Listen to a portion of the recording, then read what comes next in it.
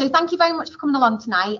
This one won't be as long as the spring term one, because the spring term one was all about options for Key Stage 4 for next year.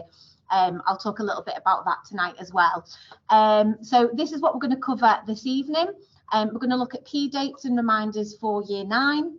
We're going to look at the progress test cycle, the second one of the year. They've already gone through one, so this is the second.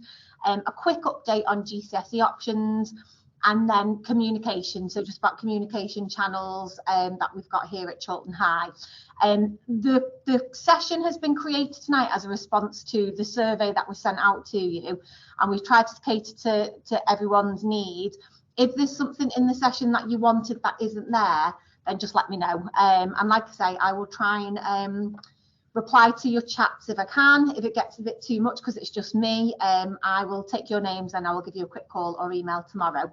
So that's what we're going to cover tonight.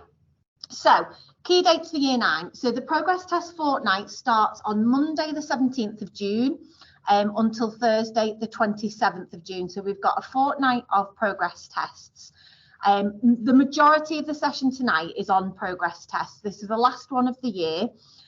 It's also really, really important for Year 9 to kind of get the routines and habits right now, because obviously they're starting their options in Year 10.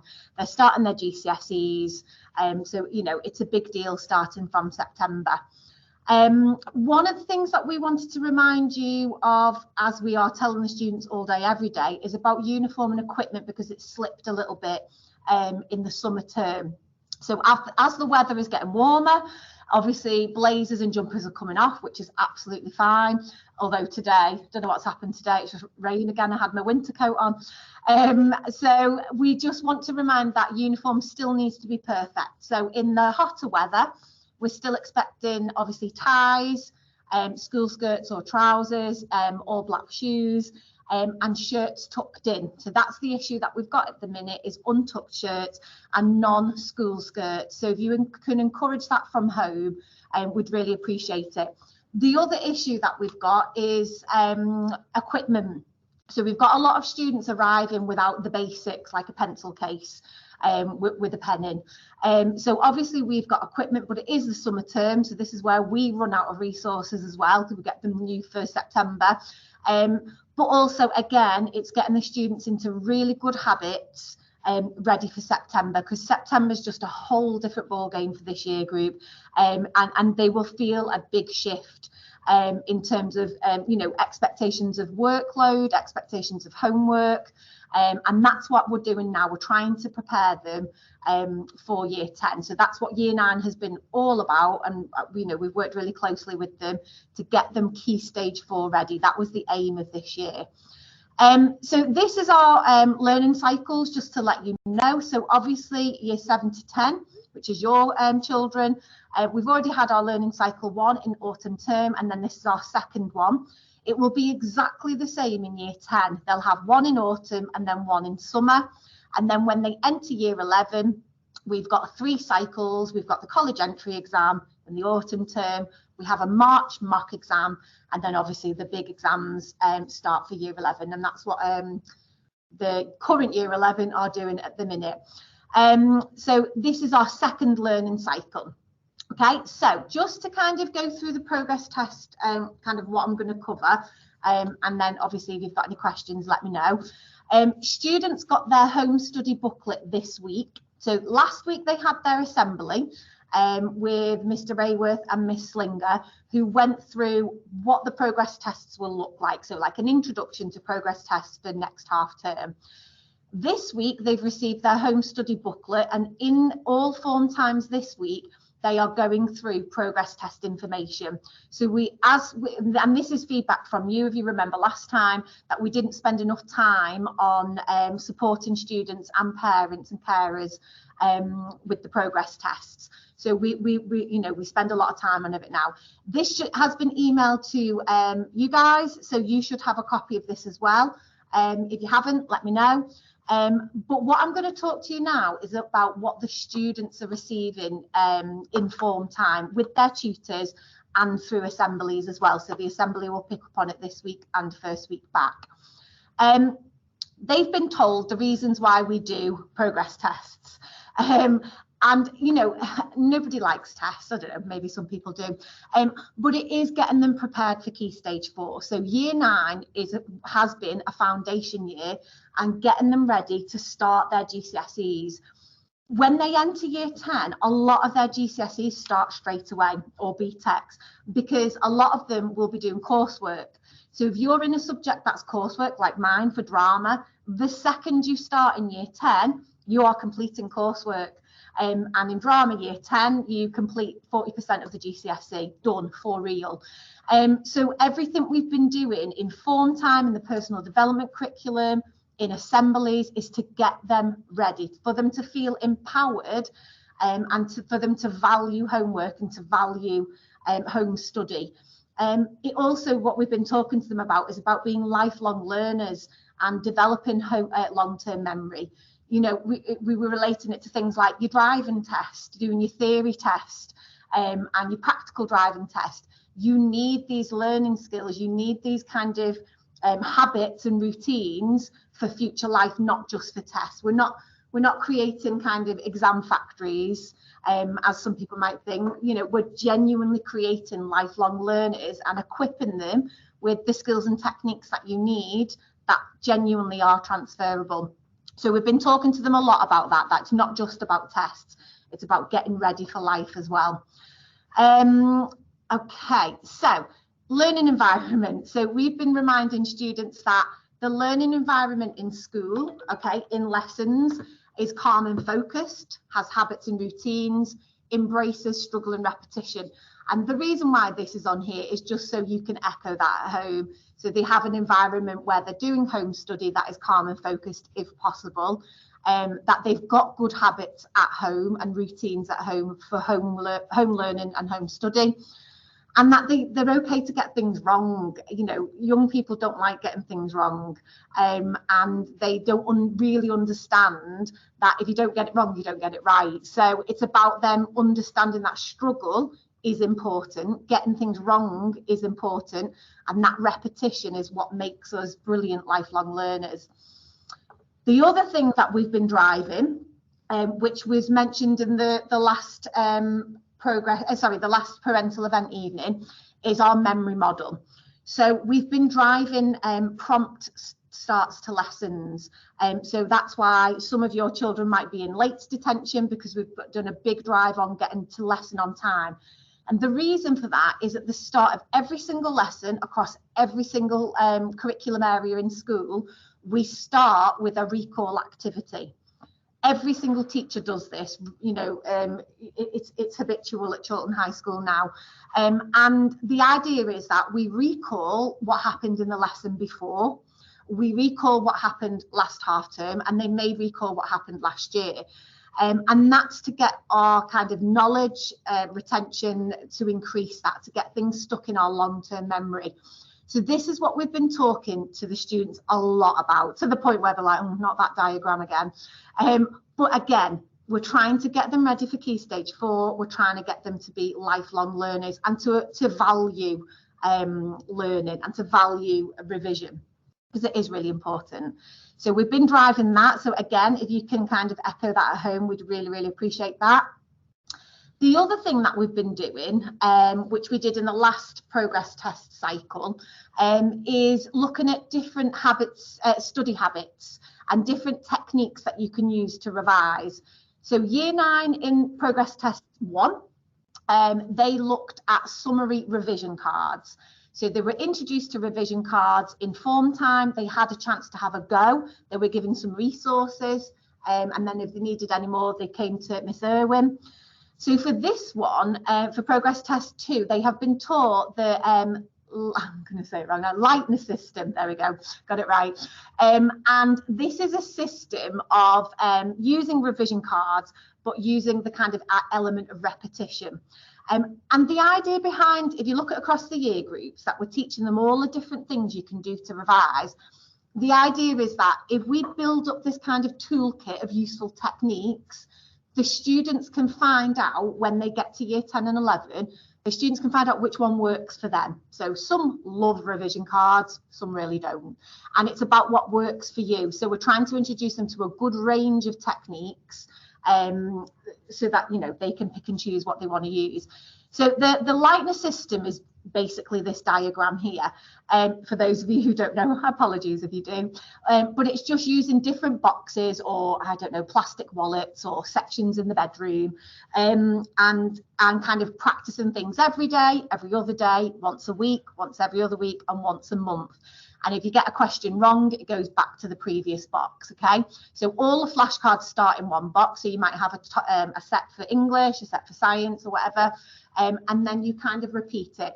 And it does work. Our current year 11 love this system. They were taught this in year 9, and they absolutely love this system. And you can see them in the canteen with the revision kind of, well, they use plastic wallets here. And it does work. And it's that idea of repetition, going over and over, understanding if you've got something wrong, to go back to it, and getting those things stuck in the long-term memory. So that is what they've been taught this week. They'll have another go of it next week. So they've had a go in, I think on Thursday, they're having a go at it. They'll have another go next week, and then they will have a go first week back, getting prepared. Now, if that doesn't work for them, they can speak to their form tutor and they can go back to the revision cards or the mind maps or whatever works for them. We're not going to force it on them. We're just introducing them to another technique, which we know works well from research, kind of professional research, and our Chiltern High, speaking to our students. Now, this is a video. I have set it up so the video plays the sound, but it is technical and I am a drama teacher. So I'm going to click play and then hopefully this works. So if you can just let me know in chat if you can hear the video. Turning the volume up. Okay, right, let me put chat on. So this is what students have had in assembly and form time, and it's teaching them the home study habits.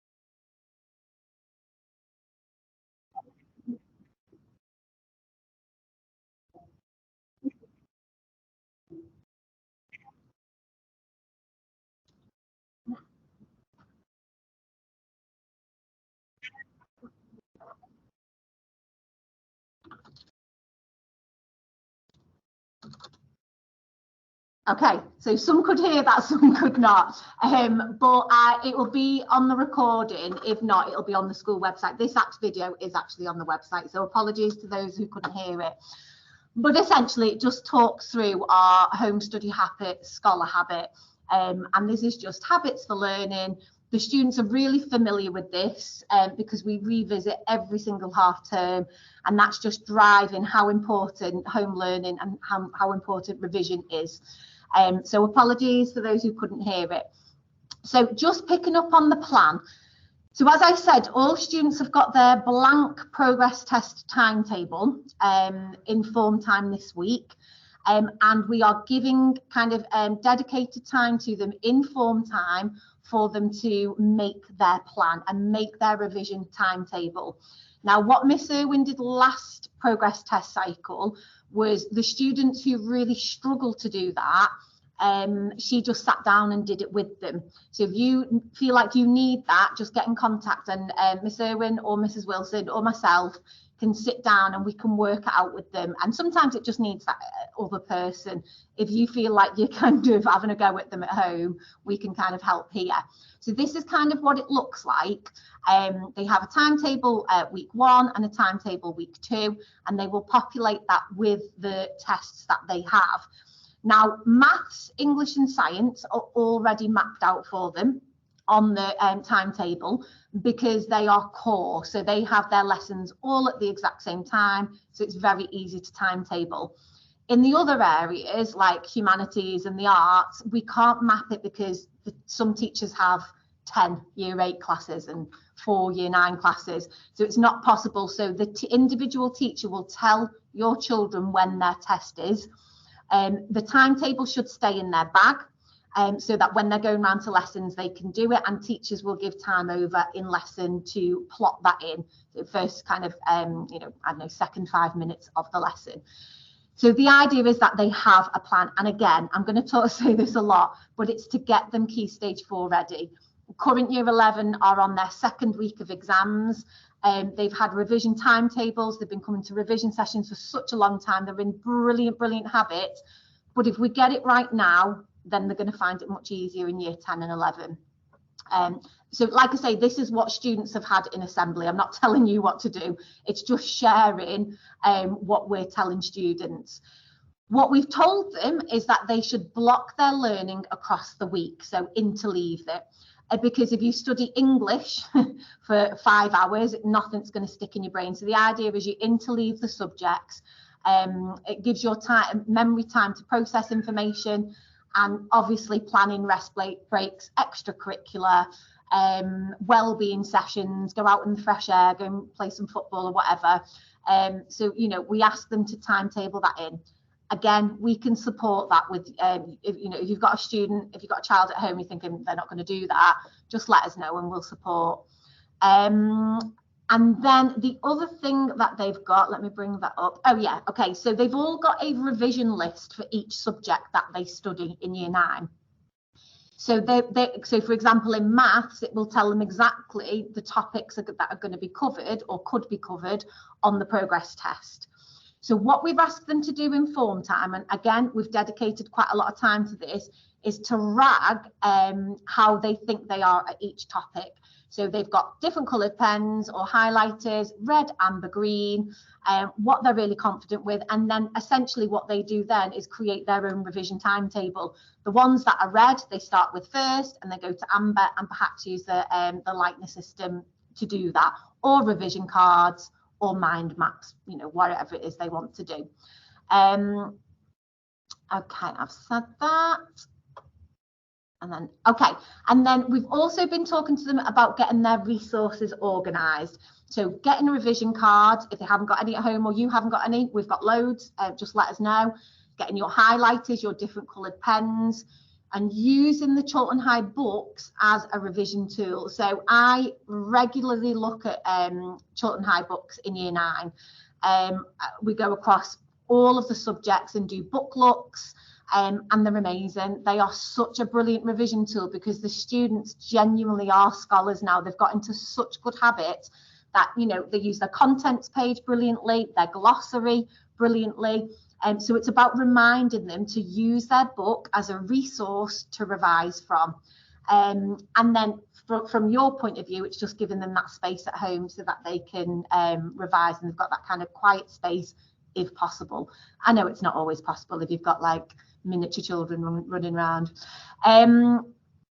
And then just getting yourself, so we've said to the students, get on Teams, on Sparks, get onto the different platforms for the different areas to support home learning, okay? And it's about communication with teachers as well now at this point in year 9. Again, when they move through to year 10, things will, kind of condense a little bit because they're not going to have so many teachers. And it's about them getting confident to ask for help. And say, I don't really know how to do this, can you help? So we've been talking to them a lot about that, about independence and getting organised. And then this is the timetable that's been sent out to you, which is the revision timetable. And then this is an example of the progress test information. So you can see here for year 9, this is what's going to be covered on the English test. What do I need to know? Key words I need to know. Another example, EPR, although there's a spelling mistake there, that's annoying, or RE, what we're going to be covering, and the keywords that you need to know. So students should be using this list that has been given to them as kind of ragging it, looking at their red, amber, green, going through and creating their revision lists, getting their timetable organised, and that is absolute priority this week and next, so that when they go away for May half term, they've got a plan of action.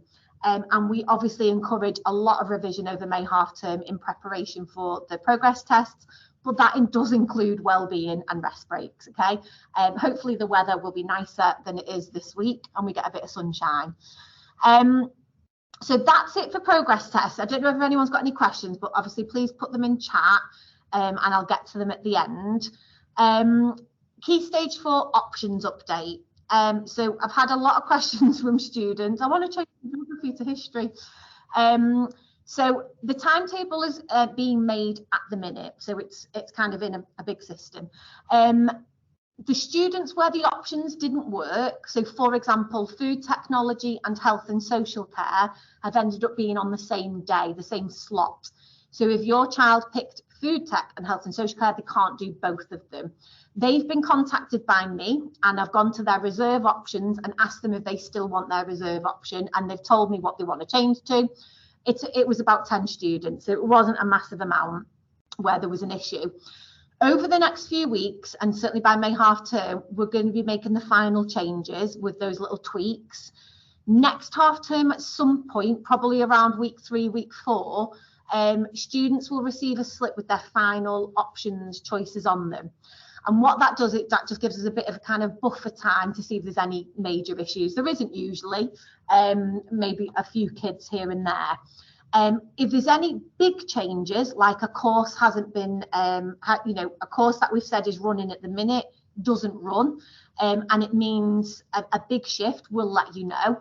Or if we're going to recommend a student move from GCSE to BTEC or vice versa, again, we will speak to you and the students, because that's a big change. But as it stands now, there shouldn't be that many more changes. So that's kind of where we're up to with the Key Stage 4 options. But it's been a great process. The students have been absolutely brilliant. There's not been that much chasing compared to other years. So, you've got a good bunch there. On the survey, communication was highlighted as kind of you just wanted a bit more information. So this is just an opportunity just to share the ways we actively communicate with you all. And we just wanted to highlight the ways that we communicate with parents, but also just to remind you that we're here. So if you've got any concerns or questions, so all the different kind of communication methods are there. And that's also on the website. We've got a communication charter, which outlines kind of our, I suppose, policies on communication and when we'll get to you. But as I say, you've got Miss Owen's email address, you've got mine, or you can contact us through phoning us. Or if it's urgent and you can't get one of us, we've got senior leadership team who lead the school at every moment of the day. So yeah, that was just to kind of highlight because it came up on the survey. One thing that we wanted to share with you, we're going to have a very fancy banner soon. And I just wanted to end with some really exciting news that we've been shortlisted for the TES School Awards this year of Secondary School of the Year. So we're very, very proud, very humble, because it's a big deal. It's a national, competition, and we are one of 8 secondary schools nationally to be shortlisted. But this isn't possible without all of your support. Your amazing children that you send here who, work so hard and, make this a really rewarding job, genuinely. So thank you so much. But yeah, spread the word. We're going to have a fancy banner at the front of school. We're very, very happy. And then we will, there'll be an award ceremony in June, I think it is. So we'll know if we've won. We have been shortlisted before and we didn't win then. So I'm thinking it's our turn, it's our time. And then the other thing that I wanted to say was just from me, a huge thank you from me to you. So I won't be with this year group next year. I just wanted to say a huge thank you to you. You've been an incredible set of parents to work with. You know, I like that you're a huge team with the year team, with the school, you're on our side. We're all on the same page. We all want the same thing. You've got an amazing bunch of children. Genuinely, they are such a nice year group to work with. I've had an absolute ball working with them and Miss Irwin. Obviously, Miss Irwin will take them through to year 11. She's their head of year right the way through school. And then next year, you will get a new head of school, which will be Miss Sarwar, who's incredible. So yeah, I just want to say a huge thank you to everybody. It's been an absolute pleasure working with you. That's it for tonight. If you've got any questions, I'll stay on for the next kind of 5 minutes. And I hope you have a wonderful week, and let us know if you need anything. Thank you so much.